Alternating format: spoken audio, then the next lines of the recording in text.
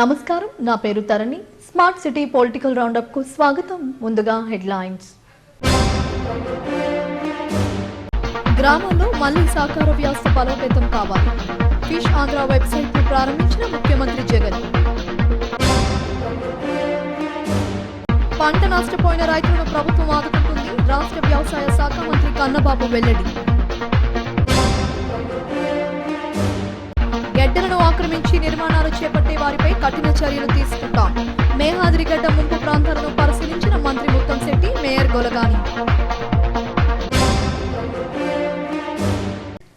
గ్రామాల్లో మళ్లీ సహకార వ్యవస్థను బలోపేతం చేసేందుకు చర్యలు చేపట్టాలని ముఖ్యమంత్రి జగన్మోహన్ రెడ్డి అధికారులు ఆదేశించారు. తాడేపల్లిలోని క్యాంపు కార్యాలయంలో జగనన్న పాల వెల్లువ మత్స్యశాఖపై ఆయన సమీక్ష నిర్వహించారు. గత పాలకులు సహకార రంగంలోని డైరీలను స్వప్రయోజనాల కోసం మళ్లించారని, కొందరు సహకార డైరీలను తమ ప్రైవేట్ సంస్థలుగా మార్చుకున్నారని సీఎం తెలిపారు. మత్స్యశాఖపై ఆయన సమీక్షించారు. పౌష్టికాహారాన్ని ప్రజలకు అందుబాటులోకి తీసుకురావడమే కాకుండా మత్స్య ఉత్పత్తులకు స్థానిక వినియోగాన్ని పెంచడం ద్వారా ఆక్వా రైతులకు మంచి ధర కల్పించాలన్నదే ప్రభుత్వ లక్ష్యమన్నారు. ఆక్వా హబ్బులు, అనుబంధ రీటైల్ దుకాణాలు ద్వారా దాదాపు 40,000 మందికి ప్రత్యక్ష ఉపాధి లభిస్తోందని అధికారులు సీఎంకు తెలిపారు. అలాగే ఫిషింగ్ హార్బర్ల నిర్మాణ ప్రగతిని కూడా సీఎంకు వివరించారు. జువ్వలదిన్నె, నిజాంపట్నం, మచిలీపట్నం, ఉప్పాడలో తొలి విడతగా ఫిషింగ్ హార్బర్ల నిర్మాణం జరుగుతోందని, వచ్చే ఏడాది జూలై నాటికి ఈ 4 ఫిషింగ్ హార్బర్లు ప్రారంభోత్సవానికి సిద్ధమవుతాయని చెప్పారు. ఈ సందర్భంగా ఫిష్ ఆంధ్ర వెబ్సైట్ ను ముఖ్యమంత్రి ప్రారంభించారు. ఈ కార్యక్రమంలో మంత్రి సిదిరి అప్పలరాజు, మత్స్యశాఖ special CS Poonam Malakondaiah, commissioner Kannababu తదితరులు పాల్గొన్నారు.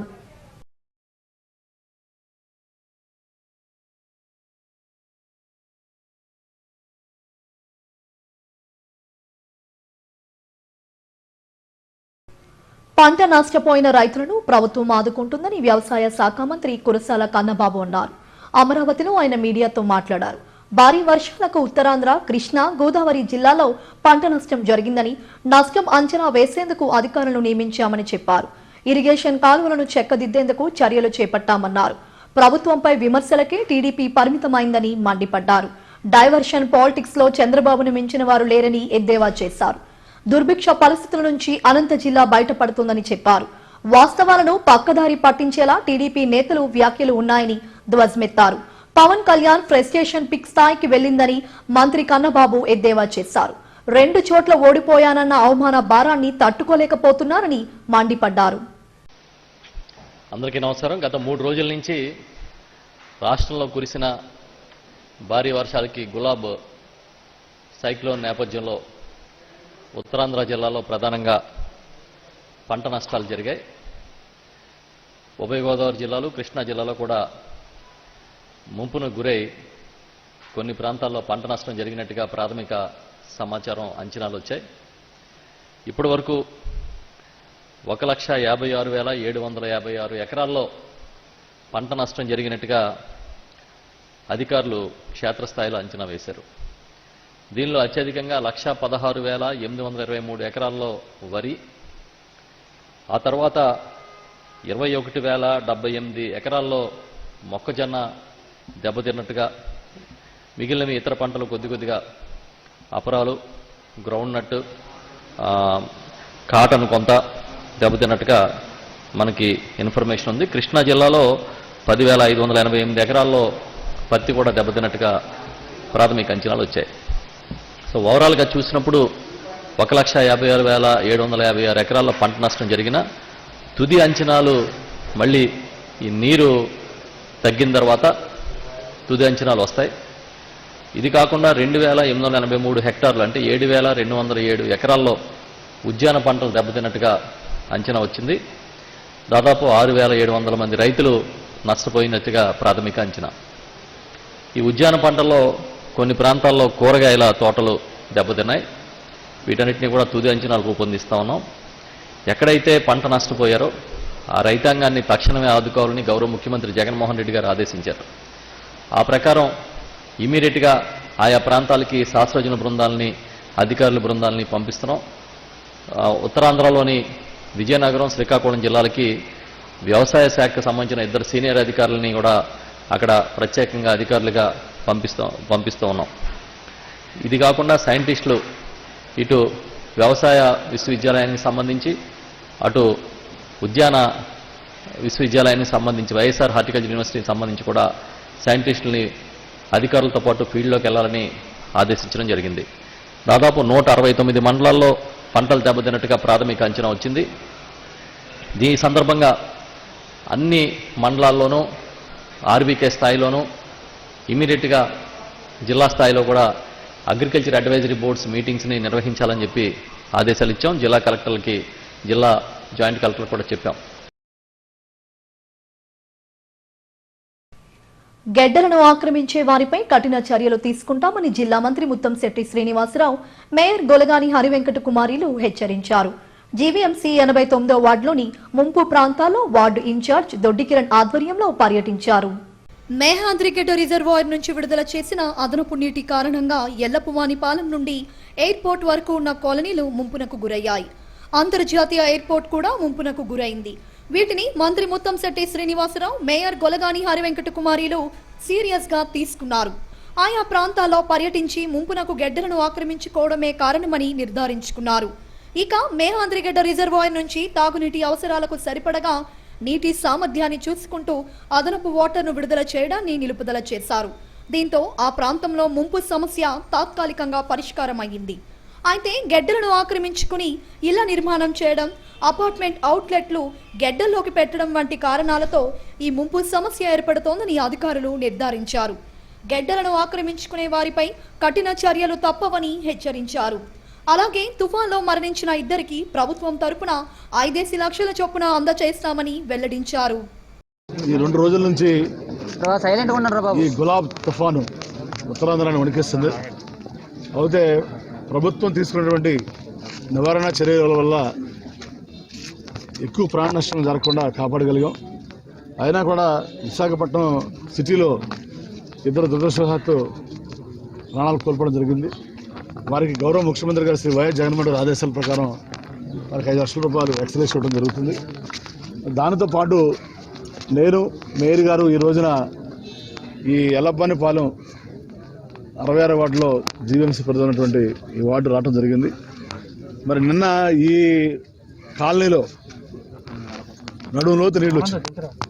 సో గౌరవ ముఖ్యమంత్రి గారు మాకు ఇచ్చింది ఫస్ట్ ఇన్స్ట్రక్షన్ ఏంటంటే ఎక్కడైతే వాటర్ వచ్చిందో ఆ వాటర్ని ఫస్ట్ తోడించమని చెప్పారు. వాటర్ ఎక్కడ లేకుండా చూడమని చెప్పారు. ఆ వాటర్ క్లియర్ అయిపోయింది. రెండోది వాళ్ళకి మంచినీళ్ళు ఇబ్బంది లేకుండా, కరెంట్ ఇబ్బంది లేకుండా చూడమని చెప్పారు. ఆ 2 కూడా రిజిస్టర్ చేయడం జరిగింది. దానితో పాటు ఈ కాలనీలో 120 ఇళ్ళు నిన్న వర్షంలో మునిగిపోయినాయి. వాళ్ళందరూ కూడా భోజన వసతి ఏర్పాటు చేయమని చెప్పారు. అవి కూడా ఏర్పాటు చేయడం జరిగింది. మరి వాటితో పాటు ఇంకా ఇలాంటి సమస్యలు ఉత్పన్నం కాకుండా మనం ఏం చర్యలు తీసుకోవాలి, నివారణ చర్యలు అనేది ఆలోచన చేసినప్పుడు స్థానిక పెద్దలు కానీ, మరి మా వార్డు ప్రెసిడెంట్ కానీ, మరి వీళ్ళందరూ చెప్పింది ఏంటంటే ఇక్కడ రోడ్స్, డ్రైన్స్ చాలా ఇబ్బంది ఉంది, అలాగే శ్మశానం కూడా గోడ దిగిపోయిందని చెప్పారు. ఆ స్థానికమైనటువంటి సమస్యలు మా దృష్టికి తీసుకొచ్చారు. అందుకే నాతో పాటు మేయర్ గారు కూడా వచ్చారు, మరి జీవీఎంసీ అధికారులు కూడా వచ్చారు. వారు కూడా నోట్ చేసుకున్నారు. ఈ 2.5 crores అవుతాయి రోడ్స్కి, డ్రైన్స్కి అని చెప్పారు. తప్పనిసరిగా ఆ డబ్బులు మరి రేపు నెక్స్ట్ కౌన్సిల్ మీటింగ్లో పెట్టి వాటిని శాంక్షన్ చేసి ఆ పనులు కూడా చేయడం జరుగుతుంది. శాశ్వతంగా ఎలాంటి వరద నివారణ రాకుండా చర్యలు తీసుకోవడం జరుగుతుంది. దీనిలో ఒక విషయం ఏంటంటే ఈ గడ్డలు ఎక్కడవుతున్నాయో ఈ అపార్ట్మెంట్స్ ఎవరైతే కట్టారు వాళ్ళకి ఎలాంటి అవుట్లెట్ లేకుండా పర్మిషన్ ఇచ్చారని చెప్పారు. సో నేను దయచేసి ఇప్పుడు కానీ కోరేది ఏంటంటే టౌన్ ప్లానింగ్ అధికారులని అపార్ట్మెంట్స్ పర్మిషన్ ఇచ్చినప్పుడు వాళ్ళ అవుట్లెట్స్ చూసుకుని పర్మిషన్ ఇవ్వాలని. రెండోది ఏంటంటే ఈ గడ్డలు దయచేసి ఎవరు ఆక్రమించొద్దండి. ఆక్రమిస్తే మనకి ఎలాంటి వర్షాలు పడినప్పుడు ఇబ్బందులు అవుతాయి. కాబట్టి టౌన్ ప్లానింగ్ అధికారులు గడ్డలు ఎవరు ఆక్రమించిన ఏ పార్టీ వారైనా సరే నిర్దాక్షిణ్యంగా తొలగించాలని. అలాగే ఎయిర్పోర్ట్ రోడ్డు కూడా ఉంది. ఎయిర్పోర్ట్ రోడ్డు వెళ్ళే రోడ్డు కూడా మరి కొన్ని ఆక్రమణలు ఉన్నాయని చెప్పారు. దీన్ని కూడా వైడెన్ చేస్తే వీళ్ళకి హైవే ఎక్కడానికి, ఎయిర్పోర్ట్కి వెళ్ళడానికి చాలా ఈజీగా ఉంటుంది ఈ కాలనీకి. లేకపోతే చుట్టూ 10 కిలోమీటర్లు తిరగాల్సి వస్తుంది హైవే ఎక్కాలన్నా, ఎయిర్పోర్ట్ వెళ్ళాలి. కాబట్టి ఇవన్నీ కూడా చేయాలనే మేయర్ గారిని తీసుకోవడం జరిగింది. వారు కూడా సానుకూలంగా స్పందించారు. చెట్లు అవన్నీ పడిపోవడం కానీ అన్నీ చేశారు. ప్రజలకి అన్ని సౌకర్యాలు అందించేటట్టు కూడా చేశారు. కొండవాళ్ళు ప్రాంతాలు కానీ లోతట్టు ప్రాంతాల వారి అందరినీ కూడా కళ్యాణ మండపంలో ఉంచడం జరిగింది. దురదృష్టం 2 వ్యక్తులు చనిపోయారు. అయినా రాష్ట్ర ముఖ్యమంత్రి జగన్మోహన్ రెడ్డి గారు వారికి ఆర్థికంగా సహాయం కూడా చేశారు కూడా. అంతేకాకుండా ఈ 66వ వార్డులో కార్పొరేటర్ గారు కిరణ్ గారు ఆధ్వర్యంలో ఇక్కడ విజిట్ చేయడం జరిగింది. ఇక్కడ ముఖ్యంగా రోడ్స్ డ్రైన్స్ అన్నది అస్తవ్యస్తంగా ఉంది. కానీ వార్డు డెవలప్మెంట్లో రోడ్స్కి డ్రైన్స్కి ప్రాధాన్యత ఇవ్వడం జరిగింది. కానీ ఇందులో ఇంకా చాలా సమస్యలు ఉన్నాయని నోట్ చేసుకున్నాము. రానున్న రోజుల్లో వీటిని కూడా పరిష్కరించే దిశలో జీవీఎంసీ వెళ్తుందని తెలియజేసుకుంటూ సెలవు తీసుకుంటాం. గతంలో ఎన్నడూ లేని విధంగా మేహాద్రిగడ్డ నుంచి ఎయిర్పోర్ట్ వరకు ఉన్న లోతట్టు ప్రాంతాలన్నీ ముంపునకు గురికావడం వెనుక ముందు చూపు లేకపోవడమే కారణంగా తెలుస్తుంది. వీటన్నిటినీ శాస్త్రీయంగా విశ్లేషించి ముంపు నివారణ చర్యలు చేపట్టేందుకు జీవీఎంసీ కార్యాచరణ ప్రణాళికను రూపొందిస్తోందని నేతలు వెల్లడించారు. తుఫాను విపత్కర పరిస్థితుల్లో ప్రజలను తక్షణం ఆదుకోవాలని 41వ వార్డు వైసీపీ ఇన్ఛార్జి అండ్రపు ఫాతిమారాణి ఆధ్వర్యంలో ఆయన కుమారుడు నిక్లేష్ రాజ్ కుమార్ కోరారు. జ్ఞానాపురం ముంపు ప్రాంతాల్లో ఆయన పర్యటించారు. రావులపల్లి వీధికి ఆనుకుని ఉన్న మురికి కాలువ ఈ భారీ వర్షాలకు ఏరులై పారుతోంది. జీవీఎంసీ సిబ్బంది చెత్తను తొలగించే కార్యక్రమాన్ని ప్రొకైళ్ల ద్వారా చేపట్టారు. తక్షణం ఈ ప్రాంత ముంపు సమస్యను పరిష్కరించేందుకు కృషి చేస్తున్న మేయర్ గొలగాని హరివెంకట కుమారికి కృతజ్ఞతలు చెప్పారు.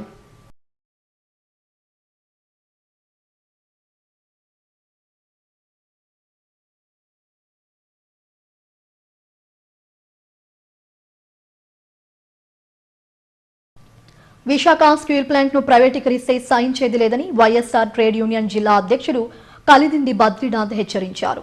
జీవీఎంసీ గాంధీ విగ్రహం ఎదుట జరుగుతున్న రిలే నిరాహార దీక్షలో పాల్గొని సంఘీభావం తెలిపారు.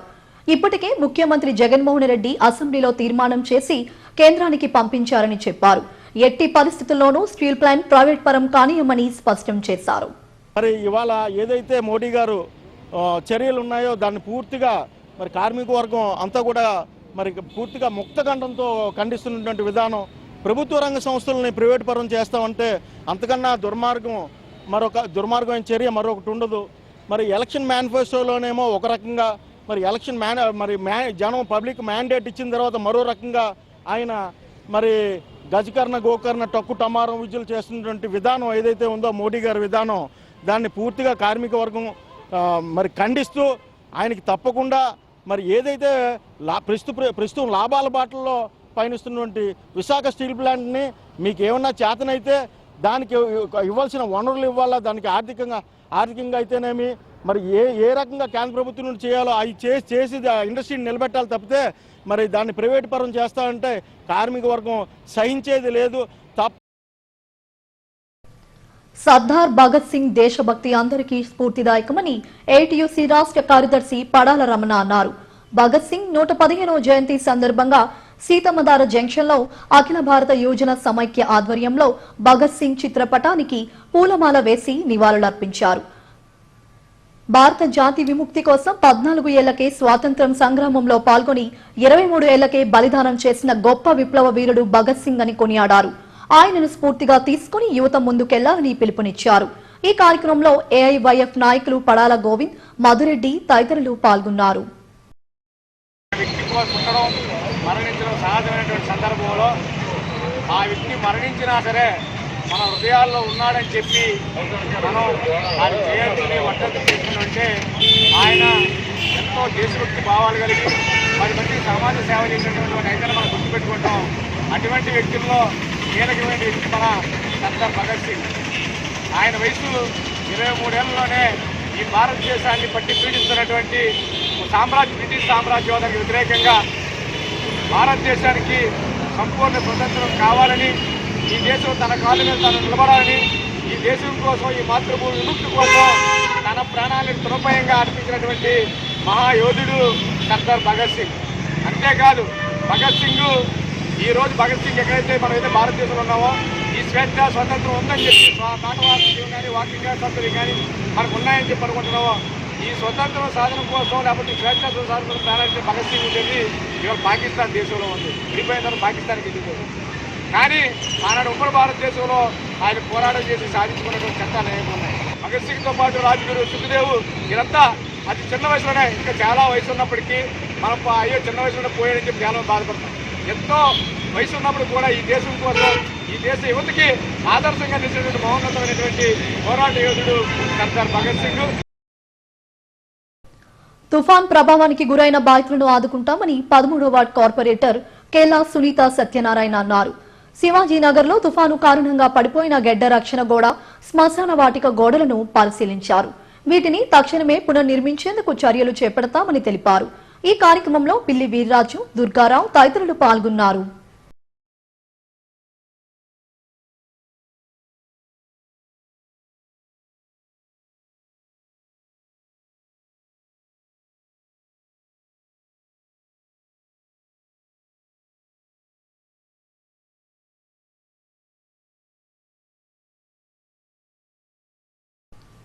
ముంపు బాధితులను 89వ వార్డు వైసీపీ ఇన్ఛార్జ్ దొడ్డి కిరణ్ ఆదుకున్నారు. ఎల్లపువానిపాలెం, వైఎస్ఆర్ కాలనీ, భగత్ సింగ్ నగరాలలో పర్యటించి సుమారు 1000 మందికి ఆహార పొట్లాలు అందజేశారు. పలు కాలనీలో ఏర్పడిన విద్యుత్ సమస్యను అధికారుల దృష్టికి తీసుకొచ్చి పరిష్కరింపచేశారు. నిత్యం ప్రజల్లో ఉంటూ వారి సమస్యల పరిష్కారం కోసం కృషి చేస్తారని వెల్లడించారు. ఈ కార్యక్రమంలో గోపాలపట్నం తహసీల్దార్ గంగాధర్, సిఐ మల్లా అప్పారావు, వైసీపీ నాయకులు చిన్ని తదితరులు పాల్గొన్నారు.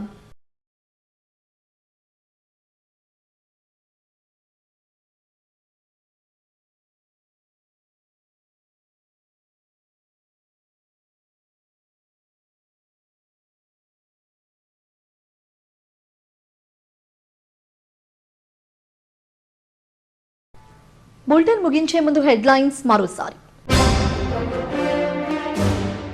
గ్రామాల్లో మళ్లీ సహకార వ్యవస్థ బలోపేతం కావాలి. ఫిష్ ఆంధ్ర వెబ్సైట్ ను ప్రారంభించిన ముఖ్యమంత్రి జగన్. పంట నష్టపోయిన రైతులను ప్రభుత్వం ఆదుకుంటుంది. రాష్ట్ర వ్యవసాయ శాఖ మంత్రి కన్నబాబు వెల్లడి. గెడ్డలను ఆక్రమించి నిర్మాణాలు చేపట్టే వారిపై కఠిన చర్యలు తీసుకుంటాం. మేహాద్రిగడ్డ ముంపు ప్రాంతాలను పరిశీలించిన మంత్రి ముత్తంశెట్టి, మేయర్ గొలగాని. ఇవి స్మార్ట్ సిటీ పొలిటికల్ రౌండప్ విశేషాలు. మరిన్ని వార్తా విశేషాల కోసం చూస్తూనే ఉండండి SDV న్యూస్.